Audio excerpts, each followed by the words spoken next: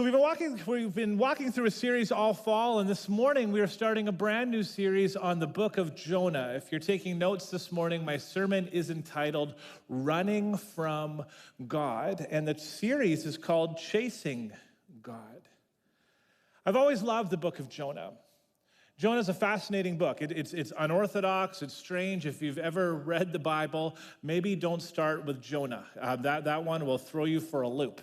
But jump in with me today, because it's absolutely, I find it to be one of the most helpful books of the Bible, because it's so honest. It's engaging, it's fascinating. It speaks to this idea of what do you do when God speaks to you and you don't want to do what he tells you to do, which is something I feel like no one's going to stick their hand up and say, oh yeah, you're preaching to me, brother. But that's something we all walk through at some point. God will say something, we know we heard him, but we're not totally sure we want to follow him. And so this morning, that's where we're going, running from God. If you have your Bibles, turn with me to Jonah chapter 1. If not, the words will be on the screen. We're going to jump right in this morning. Starts off like this. Says, the Lord gave this message to Jonah, son of Amittai. He said, get up and go to the great city of Nineveh. Announce my judgment against it, because I have seen how wicked its people are. So if you don't know Nineveh, Nineveh is bad news. Nineveh is the kind of place nobody wants to go. It's kind of like Brandon, Manitoba. Just kidding, those of you who are watching from Brandon. Gotcha. No, Nineveh, nobody wants to be there. And so Jonah's thinking to himself, okay, I just heard from the Lord, and the Lord is telling me to go to Nineveh. I don't think so, is what he's saying. Now, last week, we spent some time looking at what does it mean, or how does the Spirit of God lead his people? So we talked about sometimes the Spirit of God leads us by closing a door. Sometimes the Spirit of God leads us by opening a door. Sometimes it's very practical how God leads us. Sometimes it's very supernatural, the different ways that God leads us. Regardless, if you're wondering how God can lead you and speak to you, that was last week. You can look at that online. This morning, I want to take it one step further. So let's assume that God spoke to you and he's challenged you with something. You know that you're supposed to maybe go to Nineveh. Maybe you're supposed to go and apologize to that person you don't want to apologize to. Maybe God's calling you to start a new career. Maybe he's calling you to do something small, but the common thread is that God's asked you to do something you don't want to do. What do you do then? What does that look like? Last week, different ways God leads us. This week, what do you do when God leads you and you don't like it? And here's something I've come to realize when it comes to this concept of hearing from God and not doing what he says. Or other words, I'm going to call it running from God. Sometimes, while running from God, we convince ourselves that it's our only option. I put myself in Jonah's shoes for a second. I don't like Nineveh. I've heard about Ninevites. I've heard what goes on there. It's a very unsafe place. I don't want to go there. I hear God telling me to go there, but I say no. And so what Jonah does in that moment is he justifies to himself why he doesn't need to do what it is that God asked him to do. Raise your hand if you've ever done that before. Oh, thank you for all those who are honest, because I do it also, but it's one of those things that we kind of wish we didn't do, but we totally always do it. My point is, let's try and stop that. One of the things I find so fascinating about God is that he often wants to use us to reach people who are far from him. Now, God can do that through a variety of means. Like, God doesn't actually need you. And he certainly doesn't need Jonah. But in his infinite wisdom, God's made this decision that this is how he's going to lead. He's going to use broken people to reach broken people. It's a crazy strategy, I know, but it's a beautiful strategy because it does one of two things. One, it helps reach the broken people, but it also helps reach the brokenness inside of us. And so when God is speaking to Jonah to go and reach the Ninevites, That call is just as much about the Ninevites as it was about reaching Jonah. And that is a beautiful piece of the story. That wasn't in the 9 a.m. service, so if you came to the 11, you're welcome. You made the right choice. Verse 3 says this, but Jonah got up and he went to the opposite direction. Sneaky, sneaky, sneaky little Jonah. Jonah got up, went the opposite direction to get away from the Lord. It's funny how we try to do that sometimes. Adam, I want you to do this. Okay, Lord, and then I run the other way. He went down to the port of Joppa, where he found a ship leaving for Tarshish. He bought a ticket and went on board, hoping to escape the Lord by sailing to Tarshish. Now, sometimes while running from God, we can feel like it's working. And I don't know if you've ever been in Jonah's shoes, but I know I have, where God will tell me to do something and I'll throw out what I call a mini fleece. So I'm like, okay, Lord, I'll do what you want me to do in Nineveh, but only if there's no sailing to Tarshish today. I go online, I check, oh, there is a sailing. Okay, fleece number 2. Well, I'll only listen to you then, Lord, if there's not a ticket. Ooh, there's a ticket. I take this as a sign. And then I go onto the boat. And then as I'm taking the boat, I say to myself, okay, Lord, if you want me to go to Nineveh, you will turn this whole boat around and it'll go to Nineveh. But it doesn't. And so then I tell myself, aha, God is with me. He's leading me. He's allowed me to find a loophole. Let me tell you right now, that's not how it works. God doesn't speak to you with loopholes. And there's a funny thing when it comes to running from God. We know that we're doing it. We pretend that we don't. Sometimes we make it look a little bit more spiritual than it is. But we know deep down that we're running from God. And probably one of the more fascinating pieces and more honest pieces of running from God is running from God doesn't necessarily mean that you walk away from the faith. And so many of us, we say to ourselves, I've never run away from God. I'm still here in church every Sunday morning. But wait. Because running from God can also look like acting religious but ignoring his mission. You can be running from God and come to church on a Sunday morning, raise your hands during worship, take communion, and still be running from God. You can trick your friends. You can trick me.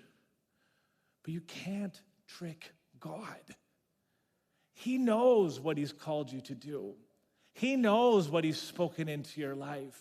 And no amount of other positive good things can take away from that original call that God put on you. We can try and justify it away, but that's just simply not how it works. See, as Christians, what we often do, and this is what I do when I'm running, I remind myself that I'm not as bad as I could have been. So I'll say to myself, well, I know, God, you told me to do this, but at least I'm not a murderer, and I haven't stolen anything. And last time I stubbed my toe, I didn't swear. You're welcome, Lord. I'm growing, right? And we can tell ourselves that sin is just bad things that we do. And so we tell ourselves, I'm not doing those bad things. Therefore, I'm not running from you, God. You and me are tight. But that's not how this totally works. See, if you've been a Christian for any deal of time, you'll know that there's a very annoying verse in James. In James chapter 4, verse 17, one of the most annoying verses on the planet. It says, remember, and I can just picture James saying it like this, remember, it is a sin to know what you ought to do and then not do it. Ugh, why does that have to be in there? If that wasn't in there, we could avoid Nineveh. If that wasn't in there, we could avoid doing the hard things God asks us. If that wasn't in there, we can justify hearing God and then doing something else. But because that's in there, we don't have that luxury. And sometimes while running from God, we can tell ourselves that it's working, but deep down, if we're honest, we know that it's not. What happened next is a surprise. So Jonah, he thinks he's made it. He thinks he's gotten away with it. He's on the ship, he's sailing away. Then all of a sudden, verse 4, the Lord hurls a powerful wind over the sea, causing a violent storm that threatened to break the ship apart. What? And so here's Nineveh, and here's Jonah, and here's God's heart. God says to Jonah, Jonah, I want you to reach these Ninevites because I love them and I have a plan for them, and I want to use you to do that. Jonah is scared and a little bit prideful and looking out for his own interests. And he's like, I don't think so, Lord. He jumps on a ship. God's response is to throw a storm at the ship. A storm. That's going to make everybody listen to Jesus and do what he says so we can avoid the storm. If you tuck your kids to bed, that's a good Bible verse to read for your kids right before you put them to sleep. Make sure you listen to Jesus, honey. Otherwise, you're going to go to school and God's going to hurl a storm at you. Okay. I love you, Mom, and I love you, Jesus. See, sometimes while running away from God, God sends a storm. But not for the reason that you think. You see, we get this idea, and I don't know why it is this way, but we have this idea that when God sends a storm, that storm is there to punish us. Oh, you're going to ignore me, Jonah? Check this out. No. Sometimes storms are actually designed to wake us up. Sometimes the storm is designed to draw us back to God. Oh, Jonah, you thought, Jonah, you thought that you didn't need me. Let's see how you do that now. You see, these storms can be extraordinarily useful. Now, let's be real, though. Nobody likes a storm. Nobody likes being wet.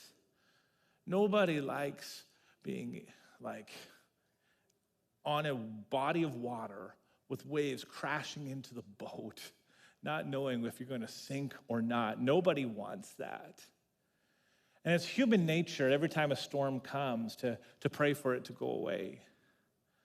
But the risk in praying that prayer, God, take away the storm, is you might actually miss out on the lesson he's trying to teach you.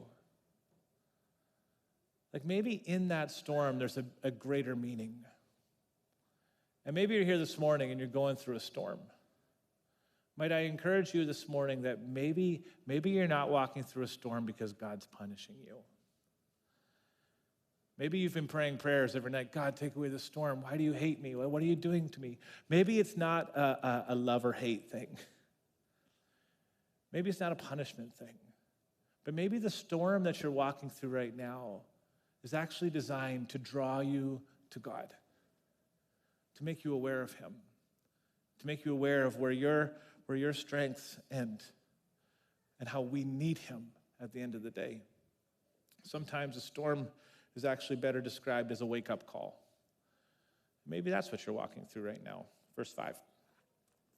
So verse 5, the story continues, and it says these words, fearing for their lives. So this isn't just a cute little sermon analogy where they were like hypothetically kind of slightly scared. No, they were terrified. And these guys were fearing for their lives. And it says this, fearing for their lives, the desperate sailors shouted to their gods for help and threw the cargo overboard to lighten the ship. But all this time, Jonah was sound asleep down in the hold. So picture this scenario. God calls Jonah to go to Nineveh. Jonah tries to find a loophole, runs from God, goes onto a boat sailing to Tarshish. He's trying to get away from this. God sends a storm to get Jonah's attention. Jonah is completely oblivious to all that's going on. Jonah is ignoring everything that's happening above his head. The sailors are freaking out. They're not even Christians. These would be pagan sailors. They're calling out to any god they can find, anything that'll help them. Help me, anybody. And they're looking around. They're grabbing cargo. They're throwing it overboard. They are panicking and fearing for their lives. It is pure chaos on the ship. And Jonah is asleep, doing everything that he can to disengage from the moment. And that's an interesting piece of the story. Because sometimes when we're running from God, we convince ourselves that we can sleep our problems away. We almost try and disengage to the point where we can feel numb. Because we're tired of feeling bad. And Jonah was feeling bad. Don't kid yourself for a second that he was having a peaceful rest. He's running from God. He felt the weight of it. He knows every time he knew it. He knew it. And you know when you're running from God. And so you have two options. You can run back to God, or you can try and suppress that feeling. And maybe you try to outrun him. Maybe you try to hide. And when that doesn't work, maybe you just try and fall asleep. If I can just get through this day, wake up tomorrow, put it off, maybe this pressure will be gone. But it doesn't work like that. And many of you are walking through a season where this so describes your story that it's painful. It's just, if I can just sleep through this and just get through this, if I can just get through today, then I can just be around tomorrow, and maybe, just maybe, it'll be a little bit better. Friends, that's not living. And you know that. You know that. But it's easy when we're running from God and we're carrying this weight and we're carrying this pressure, it's easy to get distracted. It's easy to try and find simple wins. Low-hanging fruit becomes so appetizing. So it's like, I'm just going to try and sleep this off. Then we'll be okay, and I can just avoid my problems like that. When we're running from God, sometimes, like, another way of saying this is we start to develop a numbness to kind of the realities around us. Your family, you start to get numb. The things that once brought you joy don't bring you joy. Your workplace, the things that once brought you joy, they don't bring you joy anymore. Pastimes, the things that once brought you joy, they don't bring you joy anymore. There's this numbness, and sometimes that numbness is actually the result of running from God. And it distorts our reality. Verse 6. So Jonah's sleeping. Everybody's freaking out on the top of the ship. And the captain comes down, and it says this: the captain went down after him, and he's like, Jonah, what are you doing, man? Wake up! It says, how can you sleep at a time like this, he shouts. Get up and pray to your God. Maybe he will pay attention to us and spare our lives. And sometimes while we're running from God, what we actually need is somebody to come and wake us up and remind us to pray. And I can't help but feel as though there's people in the service this morning, or maybe even watching online, where you've been running and you've been sleeping. And friends, this is your wake-up call. It's time to stop running. It's time to look back to the Father. It's time to pray. Nineveh needs you. This I can't help but shake in my spirit that this city needs a church who is obedient to everything that God asks them to do. And so there's going to be moments in your life where God is going to lead you to have a conversation with somebody who doesn't look like you. Or he's going to lead you to have to step out in ways that maybe make you feel uncomfortable. They make you nervous, they make you afraid. But this city needs you to listen to Jesus and do what he says. That is how we see transformation. God's not just going to come and just change everybody's hearts. Life change happens when people listen to Jesus and do what he says. When our community sees that there are people who are so serious about their relationship with God that they would follow his leading into the inner city and bring life and bring hope and bring joy when other people are running the opposite direction. Sometimes while we run from God, we need someone to wake us up. If that's you, wake up. We need you. We need you. Verse 7. Then the crew, they do something odd. They cast lots. They're trying to figure out, who is this culprit? Like why is this happening right now? This makes no sense. It says, so the crew cast lots to see which of them had offended the gods and caused the terrible storm. When they did this, the lots identified that Jonah was the culprit.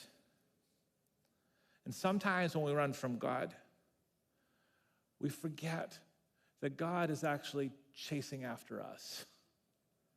We think that we can hide in the chaos. And we think that we can kind of get away from it and avoid God completely. But what we don't realize is when we least expect it, God can use the most unorthodox of circumstances to reveal who we are. God is chasing after us, and he's chasing after you. And it is so easy, especially when we're running from him. It's so easy to not think that God cares about you. It's so easy to assume that God is either angry with you or trying to avoid you, and it's easy to trick yourself into thinking that you can stay hidden from him. But the reality is God is a chasing God, and he's chasing after you, and he was chasing after Jonah that day. You can run and you can hide, but God will find you. Verse 8. Why? They ask.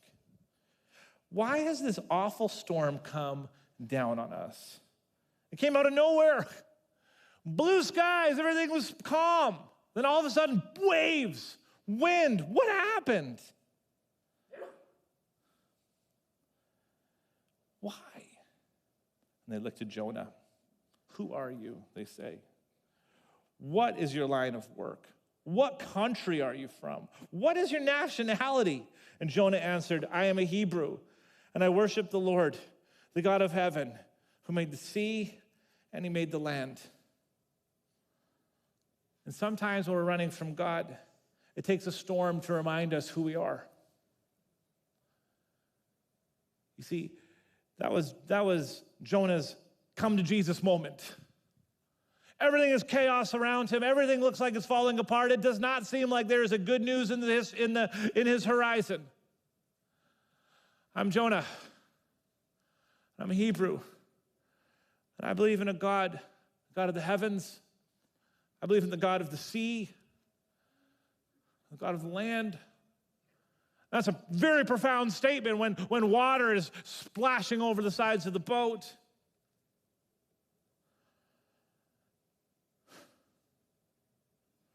It says next, the sailors respond. Like the guys are terrified. They don't know what to do. And so it says in verse 10 that the sailors were terrified when they heard this, for he had already told them that he was running from the Lord. And they're doing the math, and they're thinking to themselves, what? We are very far from land. Like, we are in trouble. And they are freaking out. Why did you do it? They groaned. And since the storm was getting worse all the time, they asked him, what should we do to stop this storm? And they're panicking. And they're freaking out. And what we learn in that little sentence is that sometimes when we are running from God, we learn that our rebellion doesn't just impact us, but it impacts others. And here's Jonah, and his rebellion was impacting the other sailors on the boat. And it's easy to tell ourselves that it's a me issue. It's just between me and God. But what we fail to realize is that when we are walking in rebellion, it starts to negatively impact our family and our friends and our coworkers and our neighbors and the people who are around us. Like there's consequences to that. And so Jonah pipes in, and he doesn't know how to save this moment. He doesn't know what the next rational step is. So he blurts out something kind of insane. In verse 12, he says, Throw me into the sea, and then it will become calm, because I know that this terrible storm is all my fault. And sometimes when we're running from God, we need to get to this place of surrender. And that's not always pretty. And there was nothing pretty about this moment between Jonah and all these sailors. Like, they're all terrified, and Jonah's terrified. He's not totally sure what's going on. He's like, well, I'll stop it, and if it's my fault, just throw me into the water, and I'll give my life to save your lives. Well, that sounds familiar. That's what Jesus did for us. He gave his life so that we could live. And Jonah, in this moment of surrender, lights are coming on. He's like, I don't know how to make this right, but what I do know is this is my fault. And so he's like, you know what, just throw me in. And the sailors are looking at him thinking to themselves, this guy is crazy. Like, we are sailors, but we're not murderers. I don't want this blood on my hands. Just throw you into the sea? Are you crazy?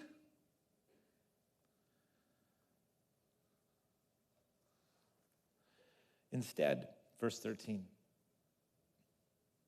Instead, the sailors, they rowed even harder to get the ship to land. What a profound picture we have there. Instead, the sailors rowed even harder to get the ship to land, but the stormy sea was too violent for them, and they couldn't make it. Thank you for that advice, Jonah, but there's no way we are going to do that. Guys, grab an oar. Let's go. And they're oaring, and they're rowing, and the water keeps coming in, and they can't see the land, and they're panicking. And we see this beautiful picture. It's kind of like the lens zooms out. That sometimes, right when we're in the middle of running from God, God uses unlikely sailors in your storm to tell a bigger story. It's such a beautiful picture of how these guys who are described as pagans, these guys who are described as evil almost, these guys who are described as kind of like roughneck sailors, all of a sudden they have this moment of humanity. It's to kind of show this parallel that even in what we would say is the worst of things and the worst of people, God can do a beautiful thing through them. And here's these sailors, and like, no, we're gonna do our best to save you, Jonah. Surely we can't just throw you over the side.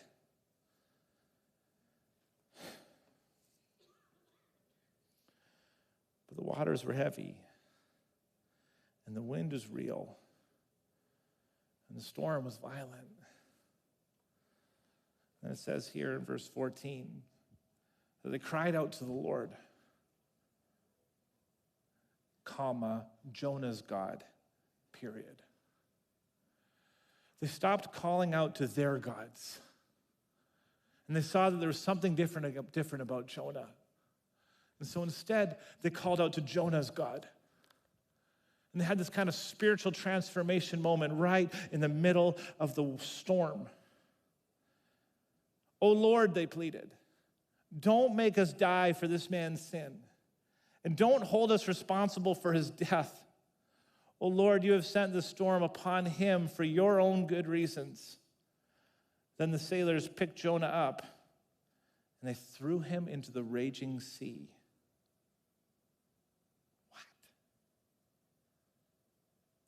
And then the storm stopped at once. What? And the sailors were awestruck by the Lord's great power. And they offered him a sacrifice, and then it says they vowed to serve him. These sailors weren't even supposed to be a part of the story. This book is about Jonah and his rebellion and his kind of journey away from listening to God. It's his running away from God's story. And then while Jonah is running away from God, he runs into these sailors, and out of nowhere, this story becomes about the sailors. And through Jonah's rebellion, they actually get to see the hand of God. They actually get to see God's power, and they actually come to a place where they give their lives to the Lord. And sometimes while we are running from God, we don't see that God is using our storm to reach the people around us. And God inserts this beautiful and profound plot twist right in the middle of the chapter. Just when all hope was lost, or just when it just felt like just so dark and gloomy, we realize this chapter isn't about somebody running from God, but it's about a God who's chasing after us. Then in verse 17, we have the plot twist of plot twists. These men, they get ready to throw Jonah overboard. Splash. And from out of nowhere, calm comes. But not just calm. It says in verse 17, now the Lord had arranged for a great fish to swallow Jonah. And Jonah was inside the fish for 3 days and 3 nights. Once again, sound familiar? I'll close with this. Sometimes while we're running from God, we think that the story is over. And then Jesus shows up with a plot twist that comes out of nowhere. We thought the story ended with Jonah going overboard, and then a fish comes. But what's fascinating about this little story of Jonah and the fish is that Jesus references this same story in Matthew chapter 12. And in Matthew chapter 12, Jesus uses Jonah's rebellion story as a way to tell his story so that people can see that he is the Son of God. And it says these words, it says, and this is Jesus talking. Jesus, the one who put the stars in the sky. Like Jesus, the one who pulled the mountains and who poured out the waters. Jesus, the one who not only can walk on water, but the one who can calm the seas. Jesus, who can raise life from the dead. Jesus, who can restore marriages and restore identity. The Jesus who gives life and who gives purpose and who gives joy and who can give a future. The same Jesus who knit you together in your mother's womb. Who gave you talents and abilities and skill sets and passions. That Jesus who made you. He stands in front of everybody and he's like, guys, look. Just as Jonah was in the belly of the great fish for 3 days and 3 nights, so will the Son of Man be in the heart of the earth for 3 days and 3 nights as well. And Jesus takes his story, draws a line, and circles it around Jonah's story. And today, through the Spirit, we're going to tie it around your story as well. Because everything is connected. You see, you thought you were running from God. But what you didn't know is that God's been chasing you the whole time. And he's got a plan for you. You see, even when you've run from God, his mercy runs faster. So my question for you this morning is, are you ready to stop running? And are you ready to start surrendering? Because I want to walk with you and show you what it means to be a Christian in 2025. To show you what it means to be light in a dark place. To help you understand and apply this Bible to your everyday life. But it all starts when we stop running and we surrender our hearts to God. So would you bow your heads with me and close your eyes? If you've been running from God, Maybe for the first time, you never really looked at your story like that today. But as I was sharing, you saw bits of your story in there, and you're like, Adam, this applies to me. Or maybe very much you're like Jonah, and you know God's spoken to you, but you've been trying to run the opposite direction. Friend, today is your surrender moment. If you'd like to surrender your life to Jesus today, can I invite you to slip your hand up real quick? I'd love to pray with you. Is there anybody in here? Yeah, thanks, guys. Yeah, thank you. Anyone else? His hand's literally going up all over the place. I invite everybody to pray with me. Jesus, thank you that you're real. Thank you that you speak to me. For those in this room who haven't heard God speak to you, Lord, I pray that you would open our ears to hear your voice. But God, for those who feel as though today we need to surrender, God, we surrender to you. Help us to see ourselves the way you see us. Thank you for your love. Thank you that your storm wasn't, the storm that we're facing wasn't meant to be punishment, but it's meant to be a wake-up call. God, I hear your cry, and I'm waking up today. I'm waking up, God. Show me how to live. Show me what it means to be a Christ follower. Show me what it means to be the kind of person who listens to you and does what you say no matter what. Because, Jesus, I want to serve you.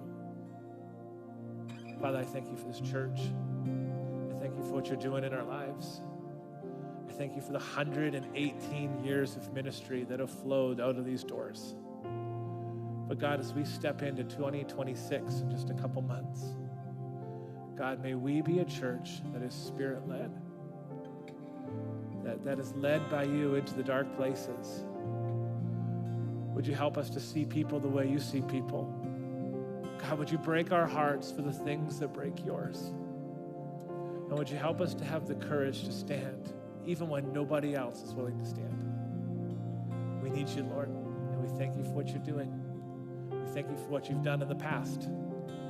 God, in faith this morning, we thank you for what you're going to do. In your name we pray. Amen.